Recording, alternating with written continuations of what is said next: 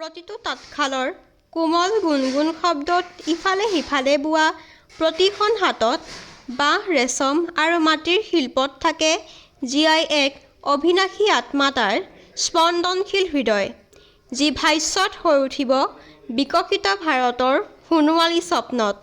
নমস্কাৰ, আজি মই অসমৰ কুটিৰ শিল্প আৰু বিকশিত ভাৰতত গঢ়াত ইয়াৰ বৰঙণি সম্পৰ্কে ক'বলৈ লৈছোঁ।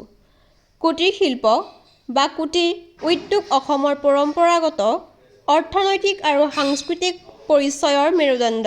অসমত এই উদ্যোগসমূহ কেৱল জীৱিকাৰ উৎস নহয়, ই বৰঞ্চ অসমীয়া মানুহৰ কলাত্মক ঐতিহ্য আৰু কাৰুকাৰ্যতাৰ প্ৰতিফলন।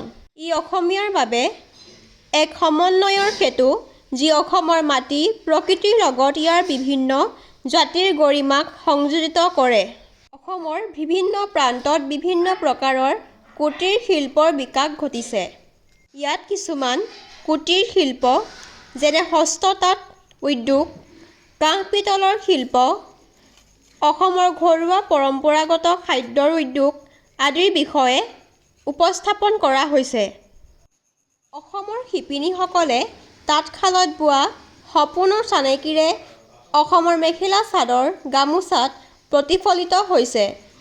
ইয়াত মুগা, এৰী, পাট, ৰেচম আদিৰ পৰা বিভিন্ন বস্ত্ৰ প্ৰস্তুত কৰা হয়। শুৱালকুছি অসমৰ ৰেচম শিল্পৰ মূল কেন্দ্ৰ।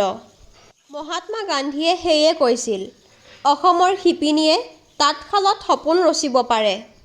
অসমৰ কাঁহ-পিতল উদ্যোগ এটি অতি পুৰণি গুৰুত্বপূৰ্ণ কুটিৰ উদ্যোগ। ই গ্ৰাম্য অঞ্চলত নিয়োগৰ সুবিধা দিব যাতে নিবনুৱা সমস্যাৰ দৰে গুৰুতৰ সমস্যা কম পৰিমাণে হ'লেও নাশ কৰিব পাৰি।